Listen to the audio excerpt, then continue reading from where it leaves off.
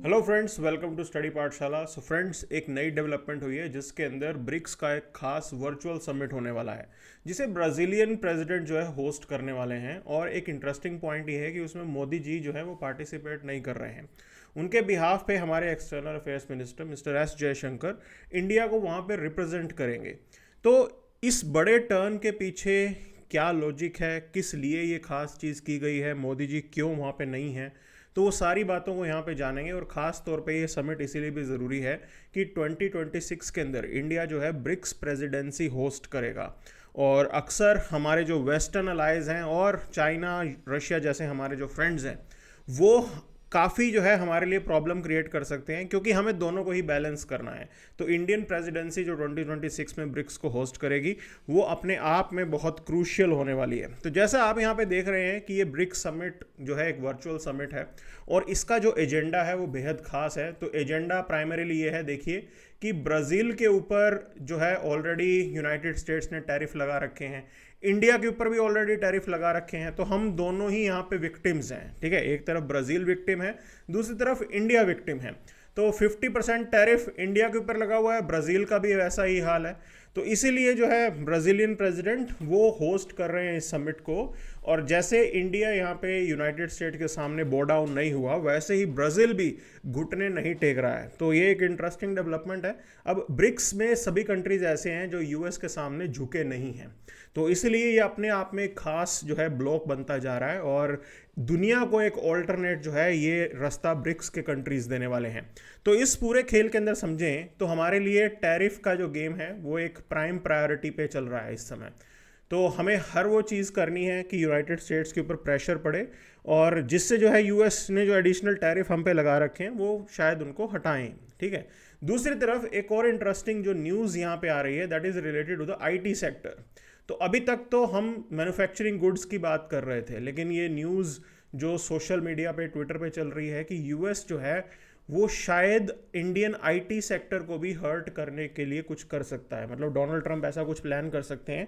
अभी तक जो टैरिफ लगा है वो गुड्स के ऊपर लगा हुआ है, लेकिन सर्विसेज के ऊपर टैरिफ नहीं लगा है। तो अगर यहाँ पे कुछ इस तरीके का टैरिफ उन्होंने आईटी सेक्टर के ऊपर लगाया तो इस केस में इंडिया जो है वो बैडली हिट हो सकता है। मतलब हमारा तकरीबन 190 बिलियन डॉलर के अराउंड का हम ट्रेड यूएस के साथ करना चाहते थे, वो सारी चीज़ें यहाँ पे इम्पैक्ट पे आएंगी। हाँ, समझ में आता है कि गुड्स ट्रेड हमारा 87 to 90 you can say billion dollar का था और उतने का ही हमें नुकसान होने का भी था यहाँ पे चांस। लेकिन इस केस के अंदर अगर आईटी सेक्टर भी जो है ट्रंप की चपेट में आ गया तो समझ लीजिए नुकसान हमारा बढ़ जाएगा।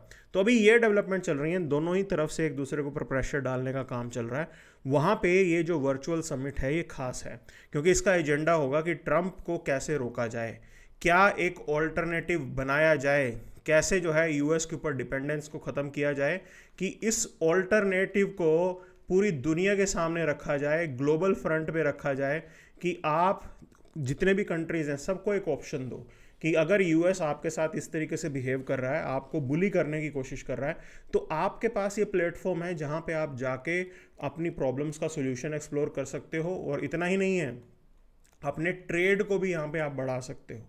So this is something that they might be planning. और इतना ही नहीं, अगर इस समिट के अंदर चीज़ें पॉजिटिव डायरेक्शन में बढ़ी तो यहाँ पे बातचीत एक चीज़ की ज़रूर होगी जिससे ट्रंप को सबसे ज़्यादा डर लगता है, वो है ब्रिक्स करेंसी।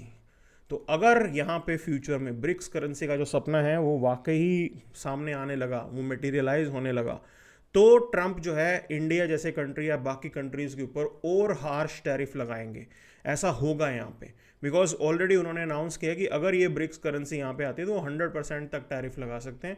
इस तरीके से जो है वो काम करेंगे, बिकॉज वो इस ब्रिक्स करेंसी को डी डॉलराइजेशन के साथ लिंक कर रहे हैं कि भाई इसके बाद तो पक्का हो जाएगा, अगर ये ब्रिक्स करेंसी आ गई तो डॉलर की डोमिनेंस ग्लोबल स्टेज पे जो है वो खतरे में पड़ जाएगी। सो ये उस लेवल की यहाँ पे कहानी चल रही है। तो अब देखिए, लूला डिसिल्वा और मोदी जी के बीच में पहले भी जो है बातचीत हुई है और हम ये होप एक कर रहे हैं कि भाई 2026 के अंदर ही is going to visit India, वो इंडिया आएंगे। काफ़ी हमारे इक्वेशन जो हैं वो अच्छे हैं। आप ट्रेड की बात करें, डिफेंस, एनर्जी, हेल्थ सेक्टर, हर जगह इंडिया और ब्राज़ील जो है वो साथ हैं। तो हमारे डिसएग्रीमेंट्स नहीं है यहाँ पे, और ख़ासकर जो टैरिफ का मुद्दा है हम दोनों ही विक्टिम हैं, ब्राज़ील भी विक्टिम है, इंडिया भी विक्टिम है। तो ज़रूर आपका साथ जो है साथ में आने का बनता ही है ना। लेकिन यहाँ पे मोदी जी नहीं आए, तो क्वेश्चन यही है फंडामेंटली कि why Modi is not attending. ठीक है, तो इसके पीछे का लॉजिक मैं आपको यहाँ पे बताना चाहता हूँ कि देखिए, अभी रिसेंटली ट्रंप ने जो है एक बात बोली है, ट्रंप ने बोला है कि Modi is still a friend, है ना। तो इन सब चीज़ों के जो हैं अपने मीनिंग होते हैं। जैसे वो मोदी जी को फ्रेंड बोल रहे हैं, और ऊपर उसके बाद जो है मोदी का ट्वीट गया, है ना, मोदी का ट्वीट क्या गया, उन्होंने कहा कि हम भी रेसिप्रोकेट करेंगे। अगर यूनाइटेड स्टेट्स फ्रेंडशिप दिखाएगा तो इंडिया जो है वो रेसिप्रोकेट करेगा। ऐसा नहीं होगा कि इंडिया जो है कह रहा है कि भाई हम कंप्लीटली चाइना और रशिया की तरफ चले गए हैं। It is not like that. तो ट्रंप ने वहाँ पे भी एक स्टेटमेंट बोली है कि भाई अभी जो है होल्ड पे है कि India might not have gone with China. Clear, हम ठीक है, हम ऑटोनॉमी अपनी मेंटेन करके रखते हैं, बट इसका मतलब ये नहीं कि हम किसी ब्लॉक का पार्ट है, हम किसी अलायंस का पार्ट है। अब ये वेस्टर्न डेमोक्रेसीज हम पे प्रेशर जरूर डाल रही हैं कि इस टाइम पे हमें जो है साइड्स लेनी चाहिए, लेकिन इंडिया की अपनी फॉरेन पॉलिसी हमेशा जो है इंडिपेंडेंट रही है, और हम इस तरीके का प्रेशर जो है वो बिल्कुल भी नहीं लेते हैं। तो बात बिल्कुल साफ सी है यहाँ पे। और एक कहानी बिल्कुल क्लियर है कि हमें मल्टीलेटरलिज्म को प्रोटेक्ट करना होगा। जो इंटरनेशनल हमारे इंस्टीट्यूशंस हमने बनाए थे, WTO, है ना, इन सब चीज़ों को बचा के रखना होगा। बिकॉज अभी क्या हो रहा है कि ये जो ट्रंप ने प्रोटेक्शनिज्म का गेम खेला है, उस प्रोटेक्शनिज्म के चक्कर में ये जो ग्लोबल इंस्टीट्यूशन है वो कम्प्लीटली अंडरमाइन हो गए हैं यहाँ पे। तो ये अंडरमाइन करके ही तो अननेसेसरी टैरिफ लगा रहे हैं वो। अदरवाइज WTO कैसे अप्रूव कर सकता है कि कोई कंट्री जो है अननेसेसरी टैरिफ लगा दे यहाँ पे? नहीं कर सकता ना।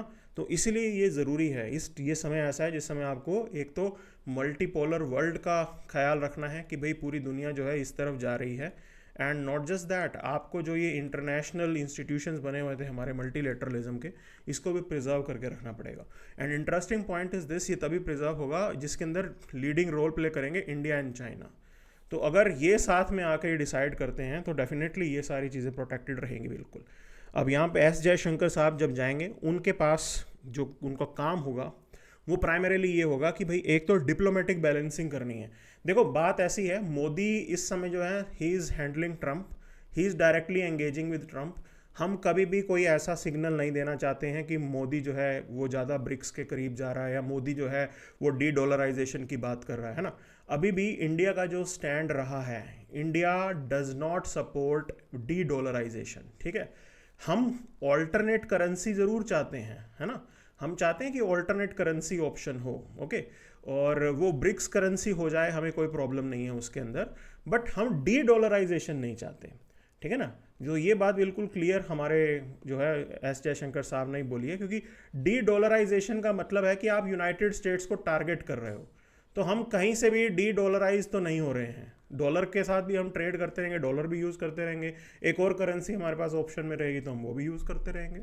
तो ये हम लोग पॉइंट यहाँ पे बोल रहे हैं। और दूसरी चीज़, हमें ये बैलेंसिंग एक्ट ऐसे करना होगा कि हमें एक चीज़ मेक श्योर करनी है कि 2026 के अंदर जब इंडिया यहाँ पे ये प्रेसिडेंसी होल्ड करेगा ब्रिक्स की, तो हमारी अध्यक्षता में होगी, एजेंडा हम लोग डिसाइड करेंगे। तो तब अगर हम प्रेसिडेंसी यहाँ पे लेके चलते हैं तो उस केस के अंदर हम कोई भी ऐसा काम ना करें जिससे ये रिफ्लेक्शन जाए कि इंडिया एंटी वेस्ट है, या ये ब्रिक्स जो है ये एंटी वेस्ट काम कर रहा है।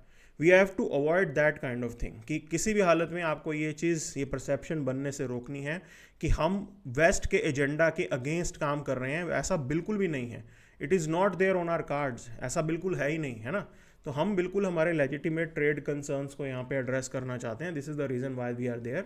और ब्राज़ील जो है वो होस्ट कर रहा है यहाँ पे, है ना। और लीडरशिप ट्रांजिशन भी हमें प्लान करना है भाई, अगर आने वाले टाइम पे 2026 की जो प्रेसिडेंसी है वो आपने संभालनी है, उसकी भी प्लानिंग चलेगी, क्योंकि कंटिन्यूटी होती है।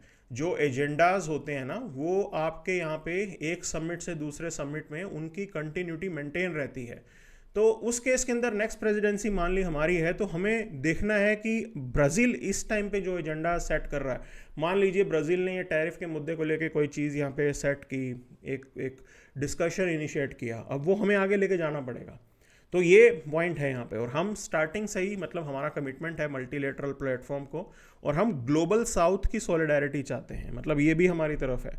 तो हम ब्रिक्स का जिस तरीके से एक्सपेंशन हुआ है, आप देखिएगा यहाँ पे तो जैसे ब्रिक्स एक्सपैंड हुआ है यू विल सी कि बहुत से यहाँ पे जितने भी आप देखेंगे कि मिडल पावर्स हैं या मिडल इकोनॉमीज़ हैं वो सब यहाँ पे इसका पार्ट बनना चाहती हैं, because it's a fruitful thing. तो एस जयशंकर के सामने जो है साफ एजेंडा है यहाँ पे कि एक इंडिपेंडेंट प्लेटफॉर्म के तौर पर ब्रिक्स को डेवलप करना है, और कहीं ना कहीं जो वेस्टर्न डोमिनेटेड वर्ल्ड है उसका ऑल्टरनेटिव आप दे रहे हो। We are trying to provide option to the world. Okay, आप जितनी भी दुनिया के देश हैं उनको एक ऑप्शन दे रहे हो, आओ हमारे साथ जुड़ो। और साथ में रिफॉर्मिंग द ग्लोबल इंस्टीट्यूशन, ये तो बिल्कुल हमारा एजेंडा है, चाहे वो यूनाइटेड नेशन सिक्योरिटी काउंसिल की बात क्यों ना हो। अब देखो यहाँ पे G4 कंट्रीज अगर आप देखेंगे तो उसके अंदर इंडिया है, ठीक है, एंड ब्राज़ील इज़ देयर, है ना, Germany is there and Japan is there. हम ये वो देश हैं जो यहाँ पे डिमांड कर रहे हैं कि United nation security council reform किया जाए। अब यहाँ पे ब्राज़ील और इंडिया तो साथ में आएंगे ही ना when it comes to UNSC reform. तो ये जो है हमारे एक्सटर्नल अफेयर्स जो मिनिस्टर हैं उनका बिल्कुल एजेंडा होगा। 5 पॉइंट एजेंडा जो है वो बिल्कुल जो है लेके चल रहे हैं। वो जो कज़ान समिट हुआ था ना तब से यही कहानी लेके चल रहे हैं। तो ग्लोबल इकोनॉमी को डेमोक्रेटाइज करना है यहाँ पे बिल्कुल। अभी या तो डोमिनेंस किसका है, या तो चाइना का डोमिनेंस चलता है किसके अंदर, मैन्युफैक्चरिंग के अंदर, ओके। और दूसरी तरफ जो है अगर आप मार्केट डोमिनेंस की बात करोगे तो that is dominated by United states. तो दोनों ही केस के अंदर दो पावर्स हैं जो डोमिनेट कर रही हैं इस पूरी कहानी को, and we have to diversify this. इसको डेमोक्रेटाइज करना है, इनकी नहीं चलेगी। मतलब आप खुद ब खुद देखो, डॉलर के नाम पे डोमिनेंस US की चलती है और मैन्युफैक्चरिंग के नाम पे डोमिनेंस चाइना की चलती है। तो दोनों ही केस के अंदर आपको जो है ग्लोबल इकोनॉमी को डेमोक्रेटाइज करना पड़ेगा। मतलब अगर इंडिया यहाँ पे एक ऐसा प्रोजेक्शन करता है and India is that manufacturing unit for the world, तो भी जो है कंट्रीज़ के पास एक ऑप्शन हो जाएगा कि इंडिया में जाके इन्वेस्ट करो, बढ़िया है, यहाँ पे काम करो, स्टेबल गवर्नमेंट रहती है यहाँ पे, कोई ज़्यादा दिक्कत नहीं होती। एंड देन कॉलोनियल एरा जो इंफ्रास्ट्रक्चर हमारा बना हुआ है उसको भी हमें रिप्लेस करना होगा। मतलब we have to come up with more connectivity options. तो ये हमारे एजेंडा पे बिल्कुल है। अब देखिए बहुत सारी ऐसी चीज़ जो है हमने की हैं, international north south transit corridor, है ना, ये हम लोग बना रहे थे रशिया, ईरान और इन सब के साथ मिलके, तो उसके ऊपर बातचीत हो सकती है। देन आप देखिए कि BCIM जो है कॉरिडोर भी बनना था एक, तो Bangladesh China India Myanmar corridor, यहाँ पे भी हम चाइना के साथ मिलके काम कर सकते हैं। So there are lot of things that we can work upon, okay. और शेयरेबल स्केल सॉल्यूशन जो है वो आपको लेके आना पड़ेगा। मतलब ऐसा है कि डिजिटल में हमारी मान लीजिए स्ट्रेंथ है तो we can help these BRICS nations. तो हम डिजिटल में हेल्प कर सकते हैं, UPI, international solar alliance. There are lot of things that India has started doing. Global stage पे हमारे इनिशिएटिव्स अब आ रहे हैं, तो ब्रिक्स कंट्रीज़ भी बिल्कुल उसका पार्ट जो है वो बन सकते हैं। तो एट प्रेजेंट आप देखिए यहाँ पे तो किस तरीके से ब्रिक्स का एक्सपेंशन हुआ, ये अपने आप में बहुत अच्छा था कि ओरिजिनली तो दीज 5 नेशंस वर देयर, ठीक, तो Brazil, India, China, Russia and they were there. अच्छा, अब मेंबरशिप एक्सपेंशन के अंदर आप देखिए तो 2024 के अंदर इजिप्ट, इथोपिया, ईरान, UAE दे वर एडिड, ओके। सऊदी अरब का भी चांसेस हैं, they will also be joining us. अच्छा, इंडोनेशिया जो है ये अभी जो है एक्सपेंशन इसका हो रहा है। तो इंडिया ऑलरेडी है यहाँ पे, इंडोनेशिया यहाँ पे भी आ रहा है, तो आप खुद देखिए इधर। तो इंडोनेशिया जो है 2025 के एडिशन में इंडोनेशिया आ चुका है, ठीक है। तो this is the new edition, तो ये याद रखना है आपको। अब यहाँ पे जो पार्टनर नेशंस हैं, मतलब Belarus, Bolivia, Kazakhstan, Cuba, Nigeria, Malaysia, Uganda, है ना, and Uzbekistan. So chances are more कि फ्यूचर में जो है ये लोग भी ज्वाइन करेंगे। तो इस तरीके से जो है अभी तक तो सिर्फ ये पार्टनर्स बने हैं, अब फिर मेंबर्स बनेंगे। तो कितना बढ़िया ये सिस्टम हो जाएगा। और आप खुद ब खुद देखेंगे पैरामीटर्स, तो at present 49% of global population BRICS के कंट्रीज़ के पास है, 40% of GDP, 26% of global trade. मतलब ऐसा है कि देखो ये फर्दर इंक्रीज़ भी हो सकता है। तो अगर ये कंट्रीज़ डिसाइड करें ना तो this can be further expanded, आपस में जो ट्रेड है इनका। अभी क्या है कि चाहे आप इंडिया उठा के देख लो, चाहे आप चाइना उठा के देख लो, okay, these countries they are trading more with west. तो ये वेस्ट के साथ ज़्यादा ट्रेड करते हैं, आपस में ट्रेड सिर्फ 26% ही है। तो ग्लोबल ट्रेड का अगर आप जो है 40% GDP हैं तो कम से कम 40% ट्रेड तो आपका आपस में होना चाहिए। तो इसका मतलब ये होता है कि पोटेंशियल बहुत है यहाँ पे चीज़ों को करने का। It is about us, we have to sit and we have to explore, clear. तो इस पूरे समिट का एजेंडा एट प्रेजेंट ये रहा कि टैरिफ रिस्पॉन्स स्ट्रेटजी आप बनाने वाले हैं कि किस तरीके से ट्रंप के इस टैरिफ वॉर को रिस्पॉन्ड करना है। और पॉइंट ये है कि अगर ब्रिक्स के लेवल पे यहाँ पे रिस्पॉन्स आता है तो वो अपने आप में बहुत पावरफुल रिस्पॉन्स होगा, ठीक, वो हल्का रिस्पॉन्स नहीं होगा, वो पावरफुल रिस्पॉन्स होगा। देन मल्टीलेटरलिज्म, डिफेंस, इसको बचा के रखना पड़ेगा। जो आपके यहाँ पे WTO या बाकी इंटरनेशनल ऑर्गेनाइजेशन है उनको आपको बचाना पड़ेगा, है ना। डी डॉलराइजेशन, इसके ऊपर देखना है कि क्या काम करना चाहिए कि ना नहीं करना चाहिए, क्योंकि देखिए डॉलर का खेल क्या है ऐसा, अगर आप ज़्यादा डॉलर के ऊपर डिपेंडेंट रहते हैं तो यूनाइटेड स्टेट्स सैंक्शंस और इन सब चीज़ों से परेशान कर सकता है ना। ये जो सैंक्शन की जो पॉलिसी है ना, it is not, you can से, एक्सेप्टेड बाय अस, ओके। ये बिल्कुल भी ब्रिक्स नेशन इसको एक्सेप्ट नहीं करते हैं, खास तौर पे इंडिया तो बिल्कुल भी सपोर्ट नहीं करता। हमारी मजबूरी होती है, हमें इसे लेके जाना पड़ता है, but this is the high time. सोच के देखो, आप ईरान के साथ ट्रेड नहीं कर सकते, आप रशिया के साथ ट्रेड नहीं कर सकते, है ना। कितने कंट्रीज़ के ऊपर ये ज़बरदस्ती सैंक्शंस लगाते रहते हैं, तो ये चीज़ बिल्कुल भी फ्रूटफुल नहीं है। और आप एक बार और भूल जाते हैं कि 1998 के अंदर इंडिया के ऊपर भी सैंक्शंस लगे थे, okay. So it is the same policy, we had been the victim of this sanction. तो बिल्कुल भी हम तो चाह के भी इस चीज़ को सपोर्ट नहीं कर सकते हैं। तो उसके अगेंस्ट या एक ऑप्शन के तौर पे चीज़ों को लेके चलना है। इंडिया स्पेसिफिक अगर आप चीज़ लेके चलेंगे तो इकोनॉमिक सिक्योरिटी हमारी फर्स्ट प्रायोरिटी पे होगा ही होगा। तो ये जो यूएस का अनफेयर ट्रीटमेंट है उसके अगेंस्ट जितने कंट्री लाइक माइंडेड साथ में आएंगे उतना ही अच्छा होगा। आपकी स्ट्रैटेजिक ऑटोनॉमी आपको हर कीमत पे मेंटेन करके रखनी है। बिल्कुल क्लैरिटी के साथ यूएस को ये मैसेज जाना चाहिए, and I would say BRICS is that platform. तो ब्रिक्स का एक्सपेंशन इसीलिए भी हो रहा है क्योंकि सभी कंट्रीज ये समझ रहे हैं कि ये यूनाइटेड स्टेट्स अननेसेसरी प्रेशर डाल रहा है, प्रॉब्लम क्रिएट कर रहा है। तो आपके पास एक ऐसा प्लेटफॉर्म अवेलेबल है जहाँ के कंट्रीज़ जो हैं बिल्कुल भी आपको ये कंपल्शन नहीं डालते हैं कि आप ये करो वो करो। आपकी जो नेशनल इंटरेस्ट आपको दिखता है उसके अकॉर्डिंग आप डिसाइड करो। तो इंडिया का जो नेशनल इंटरेस्ट है accordingly we will decide, we don't take dictations. ये क्लैरिटी के साथ है यहाँ पे। और ब्रिक्स जो है वो हमारे लिए प्रॉब्लम भी नहीं क्रिएट करता, तो things are fine for us, है ना। तो इंस्टीट्यूशनल रिफॉर्म के अंदर ब्रिक्स के लेवल पे बैठ के आप चीज़ों को नेगोशिएट कर सकते हैं, and things can be great after that, okay. तो ग्लोबल एजेंडा जो है अब ये सारे कंट्रीज़ मिलकर सेट करेंगे। देख लो 50% ऑफ ग्लोबल पॉपुलेशन है लगभग, तो एजेंडा तो ये बिल्कुल सेट कर सकते हैं। छोटी चीज़ नहीं है, मतलब 50% पॉपुलेशन का मतलब है you are a big market, clear.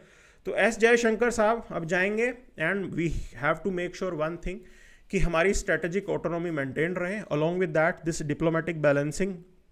अब पॉइंट मैं आपको एक और समझाना चाहता हूँ कि ठीक है डिप्लोमेटिक बैलेंसिंग तो हमने यहाँ पे लिख दिया, तो प्रेजेंट वर्ल्ड है क्या? Present world is highly polarised, ठीक। इस पोलराइज्ड वर्ल्ड के अंदर आप जो है अपनी स्ट्रेटेजिक ऑटोनॉमी जो लेके चलना चाहते हैं वो डिफ़िकल्ट हो जाता है, ठीक है। डिफ़िकल्ट क्यों होगा? Because you know countries will put pressure on us and they will say we have to take sides. हमें हर कीमत पे साइड जो है वो लेने के लिए मजबूर किया जाएगा। Now if that is the case, हम ज़बरदस्ती किसी को फेवर क्यों करें? Why do we take sides under pressure of United States, या why do we take side under the pressure of Russia और चाइना? अब इंटरेस्टिंग पॉइंट इसके अंदर पता है क्या है? Russia and China they never put pressure on us, okay. तो वो हम पे कभी भी प्रेशर नहीं डालते, हमें कभी भी मजबूर नहीं करते हैं कि हम उन्हीं के साथ जाएं। They also know this part that India is part of Quad, तो they said that okay fine, no issues with that. India is existing as a member of SCO, तो वी आर बैलेंसिंग थिंग्स, है ना। हम इधर भी हैं, हम BRICS में भी साथ में हैं, ओके। तो आप ब्रिक्स में भी इनके साथ हैं तो भी कोई प्रॉब्लम नहीं है, SCO में इनके साथ हैं कोई प्रॉब्लम नहीं है। US के साथ आप India middle east economic corridor बना रहे हैं तो that is also thing here, उसको भी हम आगे लेके जा सकते हैं, या I2U2 का पार्ट है हम, ओके। सो ये पॉइंट्स जो हैं ये सभी जो हैं रशियंस और चाइनीज़ तो ये समझते हैं कि इंडिया अपनी स्ट्रैटेजिक ऑटोनॉमी जो है यहाँ पे लेके चलता है। और एक और इंटरेस्टिंग पॉइंट हुआ है इस पूरे खेल के अंदर, एक चीज़ को लेके क्लैरिटी है that Indian foreign policy is not going to compromise on strategic autonomy, okay. तो अब ये जो है ये मैसेज रशियंस के लिए भी है, ये मैसेज चाइनीज़ के लिए भी है, और यूनाइटेड स्टेट्स एंड गैंग तो ये बात समझ ही रहे हैं, ओके। बात क्लियर सी है बिल्कुल। एंड इस बैलेंसिंग के चलते क्वाड की मीटिंग जो होनी है आगे इंडिया के अंदर, या G7 के जो समिट होते हैं, इंडिया को एज एन इनवाइट भेजा जाता है ना। G7 वाले हमें इनवाइट करते हैं कि India should also be present there. तो it means they understand India's importance. And not just that, European Union और यूरोपियन कंट्रीज ने तो कितनी बार बोला है यहाँ पे, यूरोप यहाँ पे इसीलिए ही इंडिपेंडेंट फॉरेन पॉलिसी लेके चलना चाहता है, क्योंकि यूरोप इंडिया के साथ एंगेज करना चाहता है, जापान इंडिया के साथ एंगेज करना चाहता है, but under the pressure of United states शायद वो ये नहीं करें। तो ये कहानी है, अब दुनिया ये बात समझ रही है कि यूएस की अगर डिक्टेटिव टर्म्स में चलोगे तो नुकसान हो जाएगा। That's why all these countries they want to have this independent point here.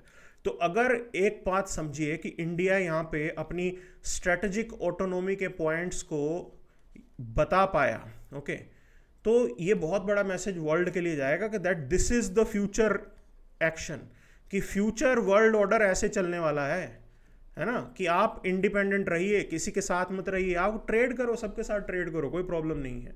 तो ये फ्यूचर है, सभी कंट्रीज ये डिसाइड करेंगे, सभी कंट्रीज ये समझेंगे। एंड स्ट्रेटेजिक मैसेजिंग का पॉइंट अगर आप पूछ रहे हो मेरे से, तो मैं आपको एक और यहाँ पे कहानी बताना चाहता हूँ कि रिसेंट डेवलपमेंट्स में क्या हुआ है। मतलब आपको शायद पता हो कि मोदी जो है, he is not going to United States to attend UN General Assembly. तो यूनाइटेड नेशन जनरल असेंबली का जो सेशन होना था, ओके, तो वो यूएस के अंदर होना था, एंड मोदी इज़ नॉट गोइंग, है ना, तो he is not going there as well. तो ये हम बिल्कुल क्लैरिटी के साथ समझा दिया ट्रंप को कि भाई ऐसा है खेल, तो हमारे एस जयशंकर साहब ही जाएंगे। तो टॉप लीडरशिप जो है वो नहीं आ रही है, टॉप लीडरशिप जो है बिल्कुल भी ये चीज़ एक्नॉलेज नहीं करेगी कि आप इंडिया को बॉक्स करने की कोशिश कर रहे हो, वो तो नॉन नेगोशिएबल है। India is not like that, okay. तो जियो पॉलिटिकल पॉइंट्स आपको यहाँ पे समझने हैं इस पूरे समिट के अंदर, that we are there, we are ready to, you can say, challenge the dominance of the west. हम लाइक माइंडेड मेजर पावर्स के साथ यहाँ पे खड़े हैं। हमें जो है इस डॉलर डोमिनेटेड फाइनेंशियल सिस्टम से छुटकारा चाहिए, हम ऑल्टरनेटिव एक्सप्लोर कर रहे हैं, and we have the potential as well. तो हमारे पास ये इंडिपेंडेंट डिसीजन मेकिंग लेने की यहाँ पे कैपेसिटी भी है। This is the message that these countries are sending to United States, कि वो पुराने वाले दिन खत्म हो गए, यूनिपोलर वर्ल्ड अब नहीं है, मल्टीपोलर वर्ल्ड है। These powers are quite capable of handling things on their own, ये एक दूसरे की मदद करके चीज़ों को संभाल सकते हैं यहाँ पे, okay. So this is how things are. हम मल्टी अलाइनमेंट को लेके चलते हैं, हमारे लिए नॉन अलाइनमेंट का मतलब ये नहीं होता कि हम किसी के साथ नहीं होंगे, हमारे लिए मतलब है हम सबके साथ यहाँ पे होंगे, बट इंडिपेंडेंट डिसीजन मेकिंग होगा based on India's national interest. हम यहाँ पे यूनाइटेड स्टेट्स की डिक्टेशन के लिए काम नहीं करेंगे। We are still there in this world. हम ग्लोबल प्लेटफॉर्म्स पे ग्लोबल साउथ की लीडरशिप भी यहाँ पे रखेंगे। तो that is what India stand is. और ये पूरा जो है यहाँ पे इस पूरे समिट ने बताया कि इंडिया कभी भी जो है अपनी जो वैल्यू सिस्टम है उससे पीछे नहीं हटेगा। So this is what we have. Thank you very much.